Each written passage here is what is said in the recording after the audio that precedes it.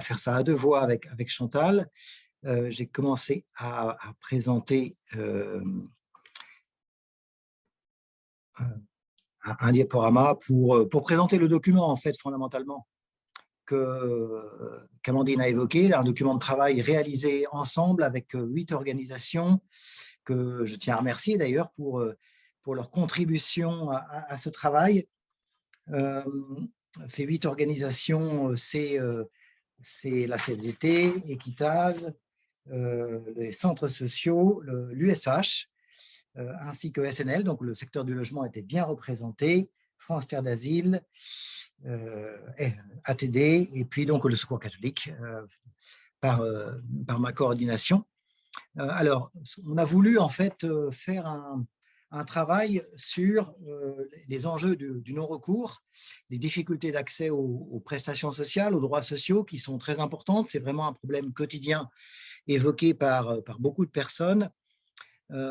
Et c'est un problème qui a plutôt tendance à s'aggraver, c'est-à-dire que le non-recours, vous vous rappelez sans doute à peu près, ça correspond à un pourcentage qu'on estime assez souvent de l'ordre d'un tiers des personnes, par exemple pour le RSA, le revenu minimum, un tiers des personnes qui devraient pouvoir le toucher, qui sont éligibles et qui en fait ne le touchent pas pour différentes raisons de complexité, de stigmatisation, de suspension de droits, etc.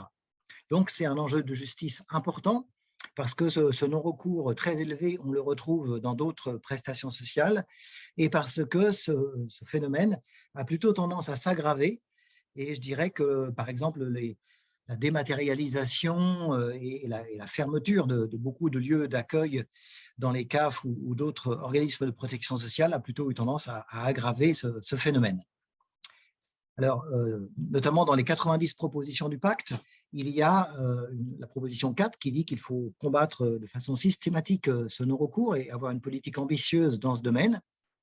Donc, on a accueilli avec plutôt de l'intérêt l'annonce par le gouvernement de vouloir opérer une réforme ambitieuse de solidarité à la source qui consisterait en gros à faire en sorte que l'accès dans un premier temps au RSA et à la prime d'activité, mais dans un deuxième temps peut-être à d'autres prestations, en particulier les allocations logement, puisse être donc semi-automatisé à tout le moins, c'est-à-dire avec des formulaires pré-remplis, un peu comme pour les impôts, et puis aller vers aussi une simplification des démarches.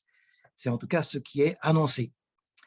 Donc, ça nous paraît en tout cas une idée intéressante, mais aussi on est averti par l'expérience et on se dit que ce genre de réforme complexe, technique, difficile à mener, peut virer au cauchemar, comme on l'a vu en Grande-Bretagne, où le Credit Union a été en fait une réforme un peu du même type, mais qui a été l'objet de tellement de bugs et de difficultés qu'elle a dû être suspendue pendant un moment.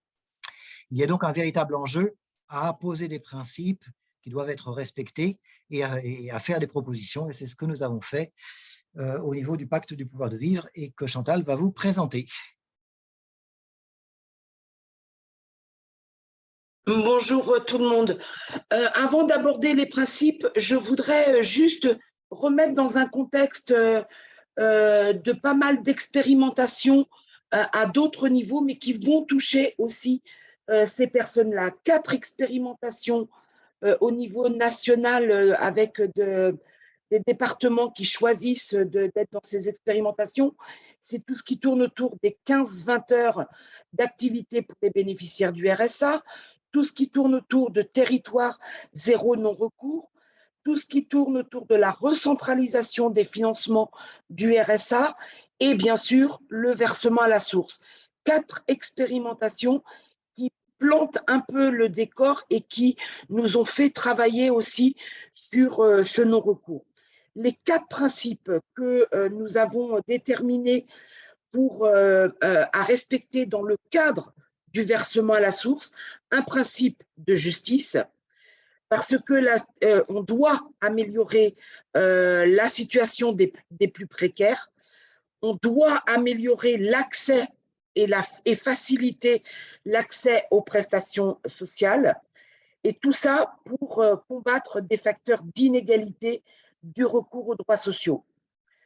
Un principe de dignité pour éviter les ruptures de droit qui plongent vraiment des personnes dans d'extrêmes difficultés, voire la misère. Et pour cela, il faut respecter les droits fondamentaux et surtout, éviter la stigmatisation.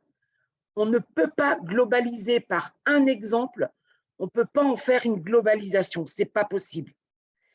Un principe de qualité pour améliorer les relations entre les administrations et les allocataires.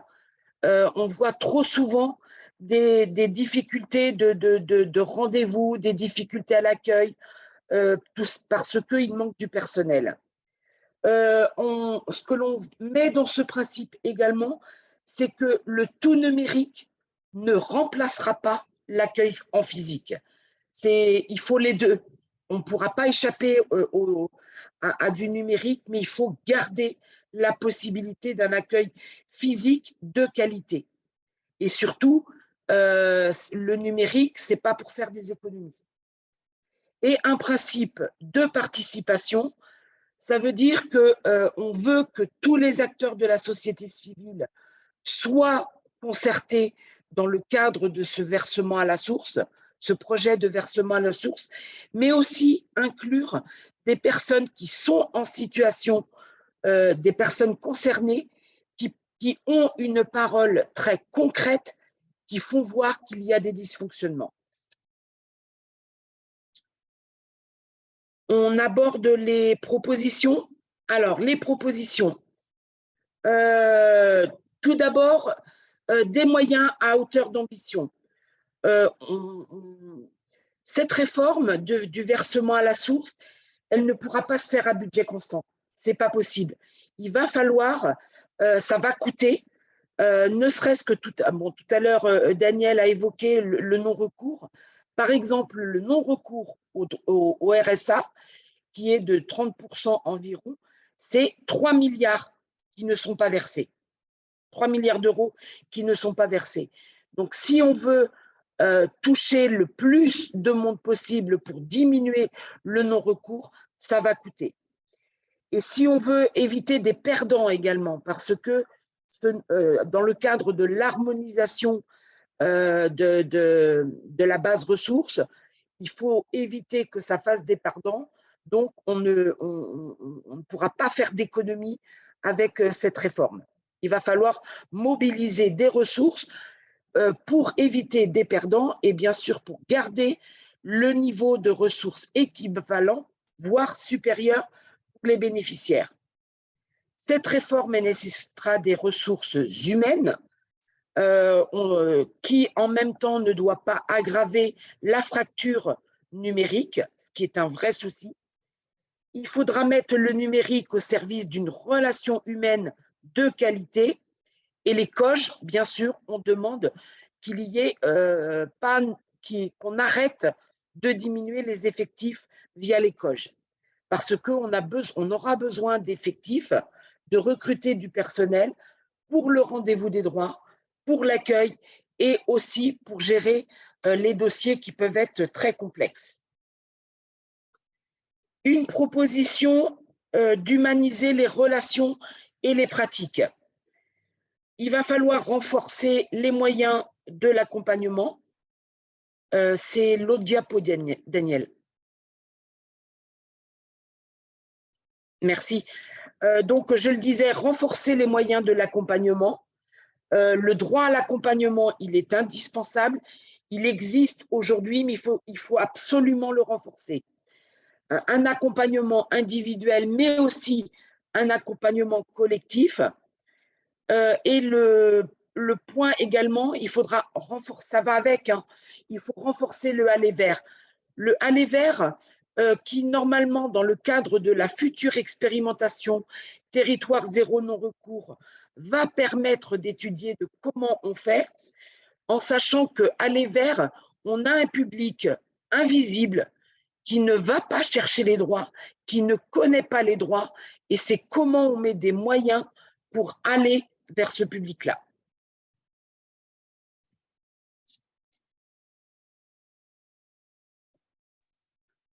Alors, je vais continuer les propositions du pacte du pouvoir de vivre.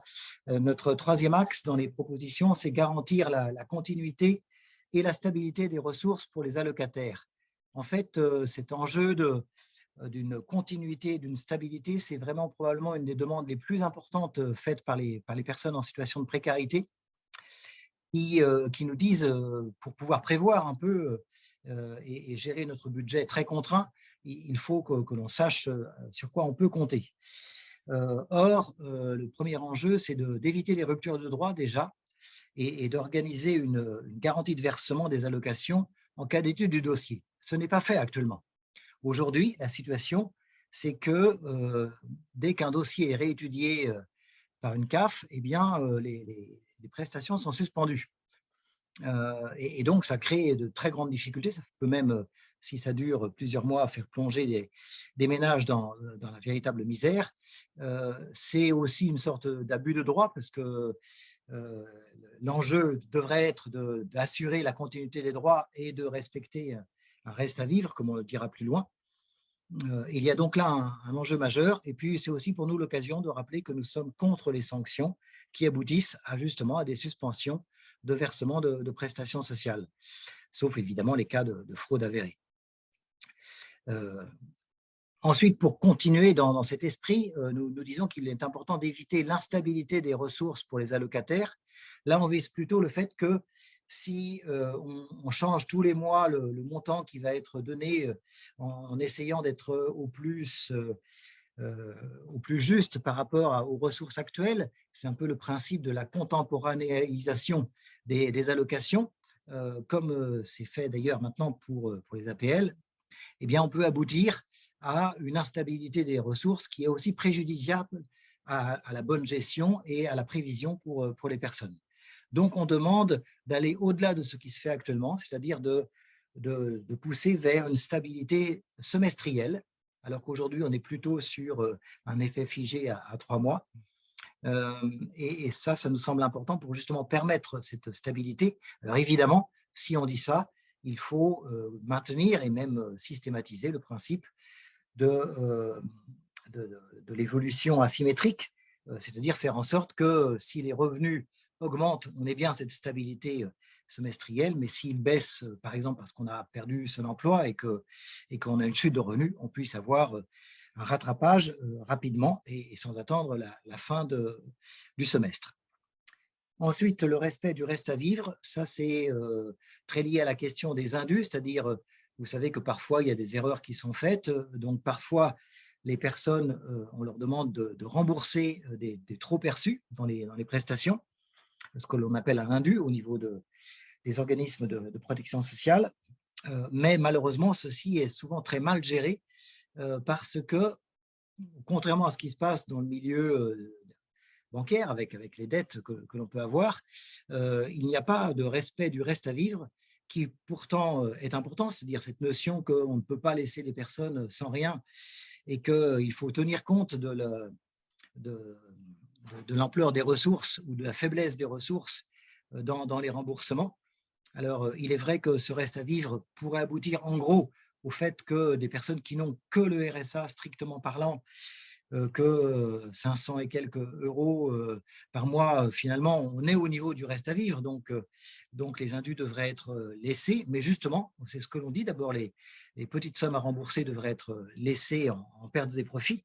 Et puis, effectivement, plutôt que de faire ça de façon arbitraire et non négociée, comme c'est le cas actuellement, eh bien, il y a à regarder la situation des personnes, quitte à ne pas pouvoir, tant qu'elles sont en situation d'ultra-précarité, pouvoir opérer le remboursement.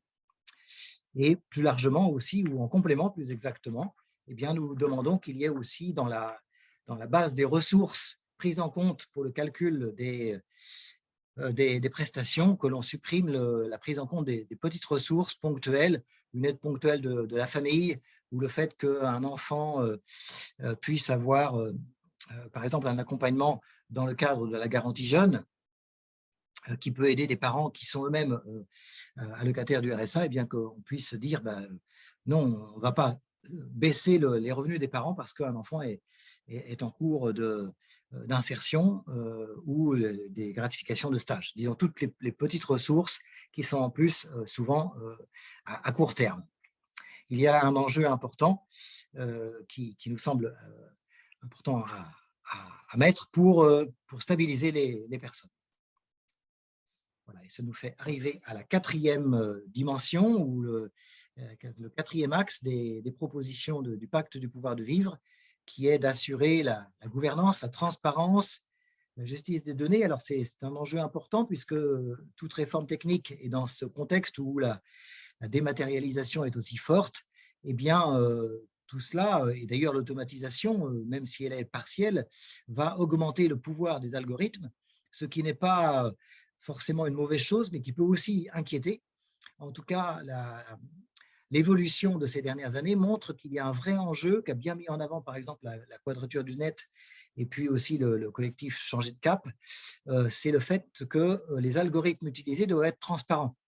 Car les choix que l'on fait dans ces algorithmes sont des petits choix techniques, mais qui sont aussi des choix politiques finalement, ou de l'infra-loi. Il faut donc s'assurer que les codes, que l'algorithme respecte bien le code de l'action sociale, respecte bien tous les droits des allocataires, ce qui n'est pas toujours démontré et qui peut en tout cas aboutir, il doit aboutir à un dialogue et à une légitime gouvernance de la donnée où les acteurs sociaux, les organisations de la société civile et les personnes concernées puissent aussi être représentées. Deuxième enjeu, c'est le pré-remplissage des formulaires, on l'a évoqué. Donc, la première étape en 2024 devrait être d'avoir des formulaires pré-remplis. Donc, on sait que ça fonctionne, on le voit dans les impôts. C'est une façon de faciliter le remplissage. C'est une façon de limiter les erreurs aussi. Donc, tout ça nous paraît plutôt bien à encourager. Et on espère que ça va pouvoir se développer pour probablement l'ensemble des prestations sociales à terme. Mais il y a un enjeu de s'assurer que si des erreurs sont faites par exemple par la CAF dans le pré-remplissage, qu'elles ne sont pas repérées par les personnes qui disent « Ah non, il y a erreur », eh bien, on n'impute pas cette erreur simplement à l'allocataire. Donc, voilà, il y a là aussi de l'attention à avoir pour que ce soit une réforme bien positive. Et plus largement, vous voyez que tous ces points nécessitent discussion. Nécessite d'avoir des temps de concertation avec les acteurs, avec le ministère des Solidarités, avec les organismes de protection sociale.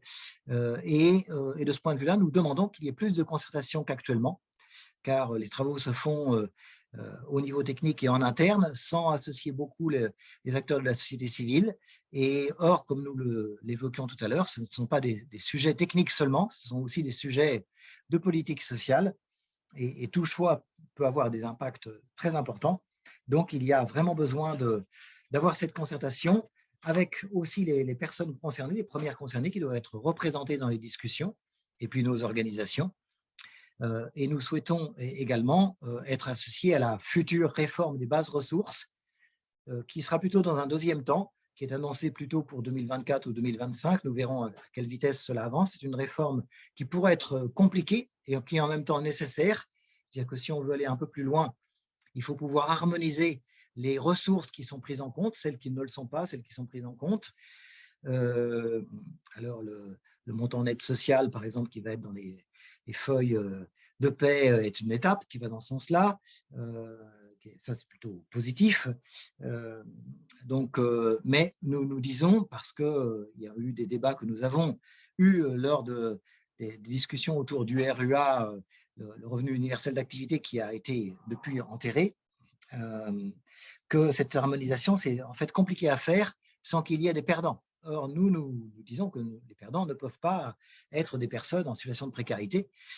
Et donc, il faut avoir un système qui évite de faire des perdants et qui soit suffisamment fin pour être le plus juste possible, tout en ayant un arbitrage raisonnable entre la finesse des informations nécessaires et puis le fait qu'elles soient facilement obtenables et qu'elles ne provoquent pas des blocages ou du non-recours en voulant être trop complexes.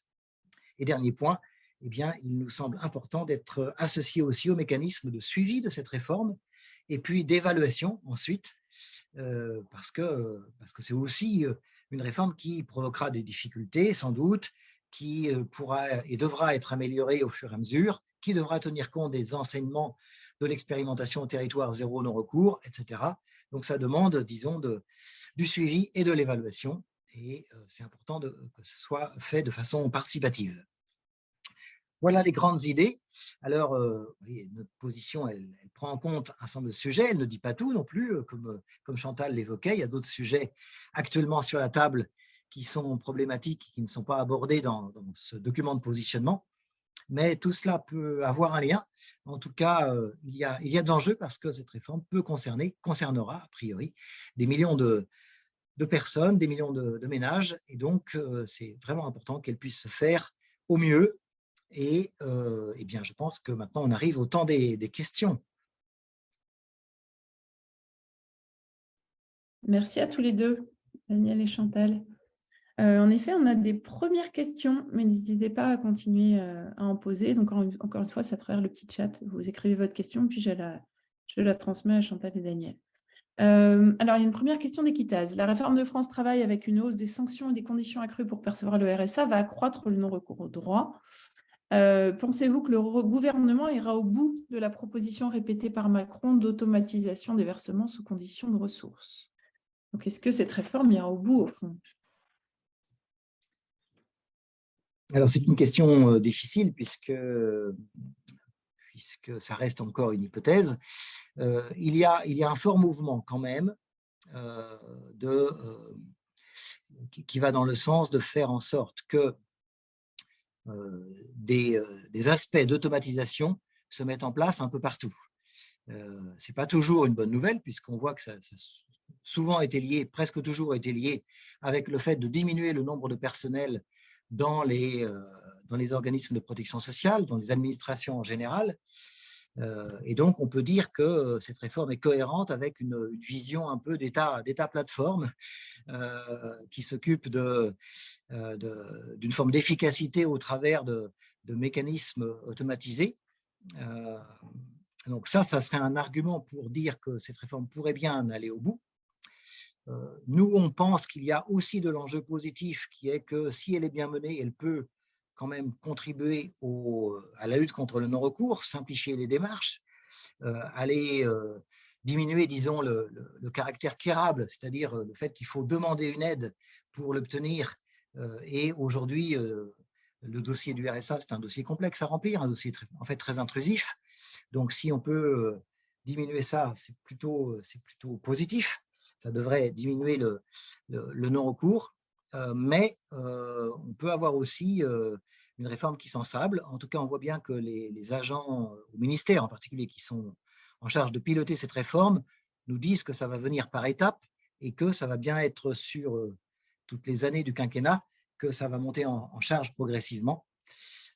Voilà, ce qui est d'ailleurs probablement assez prudent et assez sain. Oui, Chantal? Oui, moi je voudrais rajouter, dans le cadre de France Travail, dans le cadre de France Travail, pour demander demain le RSA, il faudra s'inscrire sur une plateforme qui sera commune aux bénéficiaires du RSA et aux demandeurs d'emploi. Ce qui fait que demain, tous les bénéficiaires du RSA seront en premier demandeurs d'emploi, avec un contrat d'engagement qu'il faudra signer en fonction de ce qu'il faut lever comme frein au retour à l'emploi pour les bénéficiaires du RSA. Et il y a un système de sanctions qui fait que si la personne ne peut pas ou ne respecte pas ce qui est dit dans le contrat d'engagement, on pourrait diminuer, voire suspendre, voire radier la personne. Qu'est-ce que ça va donner en termes de non-recours? Est-ce que les personnes vont rentrer, vont s'inscrire ou pas, parce qu'ils ne pourront pas ou ils ne suivre ce qui sera dit dans le cadre du contrat d'engagement? Ça va être une question. Mais on est quand même, nous, au niveau de la CDT, on est inquiet sur ce point-là.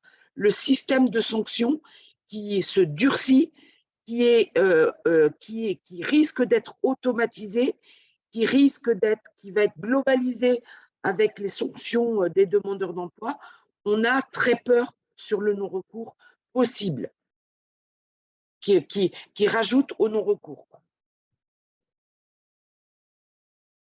Ok, merci pour vos retours. La question de la domiciliation me semble centrale, dit Lorenzi, pour l'évolution de la situation des personnes en situation de grande précarité. Qu'en est-il? Question de la domiciliation. Effectivement, sans domiciliation, c'est très difficile d'avoir accès à ces droits. C'est pour ça que nous insistons beaucoup au Secours catholique avec d'autres organisations sur la domiciliation comme la porte d'entrée de tous les droits. Il y a des plans départementaux qui sont censés organiser cela, mais on voit d'une part que les CCAS ou les communes ne prennent pas toujours leurs responsabilités en matière de domiciliation. C'est une des raisons pour lesquelles le secteur associatif est si présent dans le secteur de la domiciliation. Et la situation globale ne s'améliore pas, en fait. On a toujours beaucoup de besoins de domiciliation. On a toujours des difficultés dans ce domaine-là. C'est une des causes du non-recours, le fait d'avoir un logement précaire, d'avoir des difficultés pour se domicilier.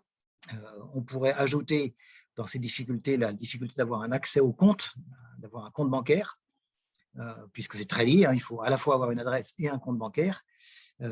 Et ce sont effectivement deux préalables pour lesquels les progrès annoncés ne sont pas suffisants et ne sont pas confirmés en fait dans les faits.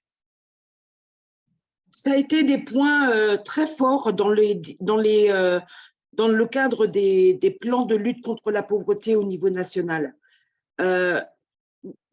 Même s'il y a eu quelques améliorations, on n'est pas à la hauteur des besoins. Dans le cadre du dernier plan pauvreté, il y a des départements, voire des communes qui se sont engagées sur ce point-là dans le cadre du service public de l'insertion.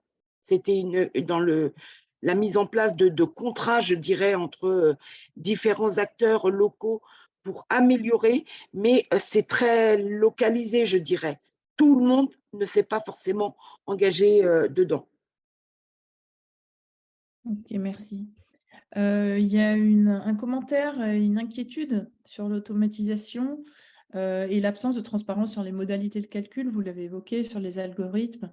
Voilà, est-ce que vraiment ça ne va pas, cette automatisation, amplifier un sentiment de surpuissance de l'administration, je cite. Voilà, est-ce que finalement on ne risque pas de perdre la main vraiment sur les données avec cette nouvelle étape? Alors c'est bien un risque. En fait, la personne qui le dit a tout à fait raison. C'est bien un risque, d'autant que c'est bien le phénomène que l'on a vu depuis quelques années. En fait, les syndicats présents dans les CAF, par exemple, disent aussi beaucoup. Il y a aujourd'hui déjà une perte de contrôle, y compris des agents, pour lesquels une part de la décision ne leur revient plus. Par exemple, les décisions de contrôle sur les allocataires sont des décisions qui sont prises de façon automatique, par une analyse algorithmique, ce qui aboutit parfois à des aberrations du type que tous les trimestres, l'algorithme dit qu'il faut refaire un contrôle parce que la personne présente des caractéristiques d'instabilité des ressources, par exemple, qui est estimé un score de risque, comme il est dit dans les CAF aujourd'hui. Donc oui, il y a bien ce risque-là, surtout s'il est couplé, et c'est pour ça qu'on insiste sur le fait de remettre de l'humain dans le système, surtout s'il est couplé avec le fait que plus d'automatisation veut souvent dire plus de réduction de personnel dans les organismes de protection sociale. Donc, moins de rendez-vous possibles et moins de possibilités d'expliquer sa situation, qui est souvent complexe. Quand on est en situation de précarité, on a souvent eu une carrière hachée, des difficultés dans la vie, donc des événements qui ont produit de la précarité. Et c'est justement pour cela qu'il est aussi important de pouvoir avoir une relation humaine qui recrée la confiance, en fait. Chantal. Je dirais que c'est déjà compliqué, hein. calculer le droit aujourd'hui, qu'est-ce qu'on prend en compte comme ressources? Est-ce qu'on prend en compte le nombre des personnes vivant dans le foyer? Enfin, le droit aujourd'hui, il est hyper complexe. Si dans le cadre de l'automatisation, on simplifie le droit, tant mieux. La difficulté qu'on y voit, nous, c'est qu'on risque de laisser sur le bord de la route, on risque de laisser des gens, quoi. L'automatisation, si par exemple une personne va demander un droit qui, en fonction de sa situation, enclenche automatiquement d'autres droits, je trouve que c'est une bonne chose. Mais l'automatisation, ça peut être aussi regarder les bases ressources, et si au prétexte de simplifier, il ne faudrait pas non plus globaliser, il ne faudrait pas non plus forfaitiser, je dirais. Parce qu'à ce moment-là, on nie toutes les particularités des personnes, et on va zapper certains droits et diminuer le droit. Mais le droit, il est déjà compliqué. Enfin, ne serait-ce que le net social qu'a évoqué Daniel, la formule du calcul, elle est juste impossible. Je prends un autre exemple, la formule de calcul aujourd'hui des allocations chômage, faut se la coltiner, quoi. Et, une question d'Hélène. Ne pensez-vous pas que malgré l'affichage de lutte contre le non-recours, ces nouveaux dispositifs sont plutôt essentiellement conçus pour lutter contre la fraude et les indus? Oui, alors on peut tout à fait avoir cette analyse, je dirais, c'est bien un des risques là aussi. Ce qui est clair, c'est que si ça lutte contre les indus, ce n'est pas forcément plus mal, parce que les indus, c'est une souffrance pour les gens. Mais il y a clairement, disons, en tout cas avec tous les enjeux du partage des données, de l'automatisation, il y a aussi un objectif de lutte contre la fraude. Mais en fait, ces deux objectifs ne sont pas forcément contradictoires. C'est-à-dire que si les formulaires sont plus simples à remplir, s'il y a un travail qui est fait et pour lequel notre rôle, nous, société civile, c'est de pousser à cela, aussi pour que les outils à disposition des organismes soient utilisés pour aller rechercher les personnes qui devraient avoir droit et qui ne touchent pas les prestations sociales, comme ça a été fait quand même un peu avec le chèque énergie, par exemple, eh bien, ça, c'est plutôt positif. Mais effectivement, il y a déjà une augmentation de la lutte contre la fraude. Alors, la lutte contre la fraude en tant que telle, on est tous pour. Il faut plutôt, évidemment, lutter contre la fraude. Le problème, c'est souvent que tout ce qui est justement des erreurs sont considérées comme des fraudes. Alors que les erreurs, les sources d'erreurs sont multiples, elles sont souvent involontaires, c'est compliqué de ne pas faire d'erreurs, et donc c'est pour ça qu'il faut aussi travailler sur le rétablissement de la confiance, et ça passe justement par le fait d'avoir un dialogue et une possibilité de contact humain qui est aujourd'hui insuffisant. Ça fait une bonne transition. Pardon. Juste pour rajouter, la fraude, il faut la sanctionner, la vraie fraude. La difficulté, c'est que là aussi, on mélange, et le discours ambiant est dur pour les personnes en situation d'exclusion, parce que on lie fraude et profit. Ce n'est pas des profiteurs, quoi. Et sous prétexte de lutter contre la fraude, on mélange beaucoup de situations qui est vraiment très stigmatisant, qui est vraiment plus que blessante, quoi.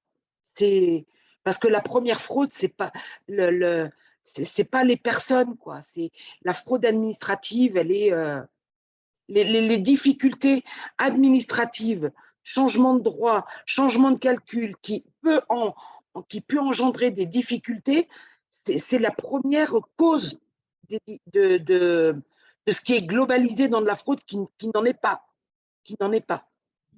Et justement, c'est une bonne transition avec la question-remarque de Bernard, qui dit qu'une des difficultés essentielles dans la lutte contre l'exclusion sont les a priori les idées fausses vis-à-vis des personnes en situation d'exclusion, et dit: «Un complément à notre plaidoyer pour déconstruire ces idées fausses serait donc bienvenu». Et c'est vrai qu'il y a un enjeu. On a fait un petit communiqué de presse il n'y a pas très longtemps, justement, puisque le ministre des Comptes publics a remis un peu ce sujet sur la table en stigmatisant encore un peu plus ces personnes. Donc voilà, cette remarque est importante et intéressante. Une question de Jean-Pierre Laurençon, qui est du groupe local Haute-Loire, puisque le groupe local Haute-Loire a co-construit avec une commune l'appel à projet l'expérimentation des territoires zéro non-recours. Et la question de Jean-Pierre, c'est: est-ce qu'on a une visibilité sur la période de lancement de cette expérimentation, sur les retours qui seront faits aux collectivités collectivités qui ont postulé? Alors, la visibilité actuelle, en tout cas, c'est que donc l'appel se termine là. Donc bravo d'avoir présenté une proposition pour un territoire zéro non-recours. J'espère qu'elle sera retenue. Ce qui est annoncé, c'est qu'une dizaine de territoires seront retenus. Ce que l'on sait, c'est qu'il y a plus que 10 territoires largement. Je n'ai pas le chiffre, mais en tout cas, il y a beaucoup de territoires qui ont postulé.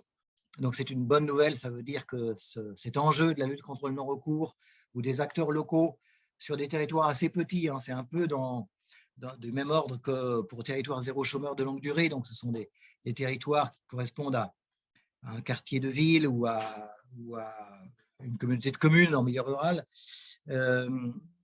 Donc, se mobilisent. Ça, c'est très positif. Le choix devrait se faire en juin, juillet, peut-être jusqu'à mi-juillet.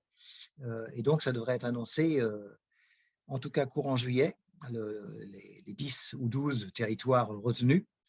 Et on peut supposer, on peut espérer que l'expérimentation pourra commencer en septembre et être menée. Alors, comme vous le savez, les montants dédiés à l'expérimentation restent modestes. Donc, nous demandons à ce que ces montants soient augmentés. Ça pourrait passer par le fait qu'il y ait plus que 10 territoires retenus in fine, ce qui serait déjà un signe d'accompagnement un peu plus fort. Et puis, charge à nous ensuite de pousser pour que cette expérimentation soit bien suivie, évaluée et peut-être pérennisée, développée, un peu comme cela se passe actuellement pour territoire zéro chômeur de longue durée. Oui, merci. Une question de Claude: est-ce que les propositions du pacte sur la solidarité à la source ont reçu des réponses de la part du ministère et des organismes sociaux? En effet, on a transmis donc un courrier qui accompagnait ce document au ministre de l'économie et au ministre de la solidarité, et on n'a pas reçu de réponse à ce jour. Voilà. Il y a un certain nombre de commentaires, de questions, de précisions, d'illustrations aussi sur tout ce que vous dites, notamment par Jérôme Desquitaz, qui sont extrêmement intéressants, notamment sur le droit à l'erreur. Jérôme évoque le droit à l'erreur, la loi de 2018, qui n'est pas ou trop peu appliquée, mais qui existe, de fait. Voilà. Est-ce que vous voulez rebondir sur le droit à l'erreur, peut-être?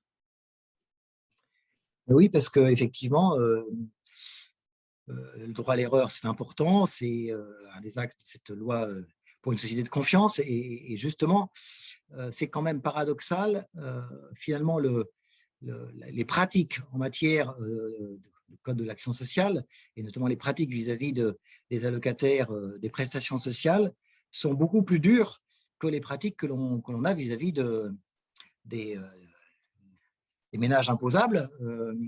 Quand on déclare des impôts, aujourd'hui, le droit à l'erreur est reconnu. En général aussi, dans les autres administrations, ce droit à l'erreur, à tout le moins formellement, est bien reconnu. Ce qui n'est pas le cas, on peut dire, globalement, au niveau des problèmes de relations entre les organismes de protection sociale et les allocataires. Et c'est très important de pouvoir pousser, et je pense que notre travail contribue aussi à mettre sur le tapis ce genre d'enjeu, au fait que justement on part d'un a priori positif. Alors, comme l'évoquait Chantal tout à l'heure aussi, les évolutions annoncées avec France Travail, l'augmentation annoncée des sanctions vis-à-vis des allocataires du RSA créent un contexte extrêmement tendue et extrêmement défavorable.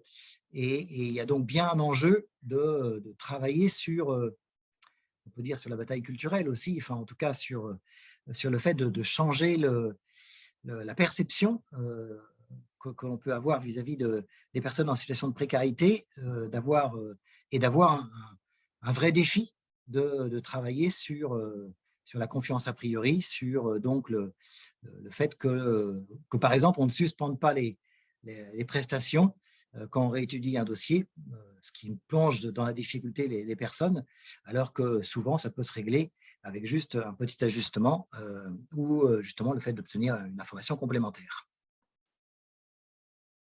Merci. Est-ce que tu veux ajouter quelque chose, Chantal? Il est 9h28, non? Non, mais le droit à l'erreur, c'est un droit, c'est vrai, c'est hyper important, mais pour les personnes qui vont de guichet en guichet, c'est malheureusement pas connu et ils osent pas forcément, c'est pas utiliser le droit à l'erreur, mais évoquer ce droit à l'erreur parce qu'il manque un papier, c'est compliqué de l'avoir. Enfin voilà, mais c'est une bonne chose, mais on devrait faire plus de pédagogie d'un côté comme de l'autre sur et une connaissance de ce droit à l'erreur plus que ce qu'on ne le fait aujourd'hui. C'est comme on y va de bonne foi, quoi. C'est du même acabit. Très bien, merci. Alors, merci à vous deux, Daniel et Chantal. Merci à toutes et à tous pour votre présence. Encore une fois, ce webinaire a été enregistré, donc il sera très rapidement disponible sur le site du Pacte pour replay ou pour diffusion dans vos réseaux aussi, dans vos organisations. N'hésitez pas, c'est fait pour ça. Voilà. Voilà. Et n'hésitez pas à lire, pour ceux qui ne l'ont pas fait, la contribution du Pacte. C'est court, mais très bien fait. Merci encore et à bientôt. Bonne journée. Merci, bonne journée à vous tous. Au revoir. Merci à toutes et à tous. Au revoir.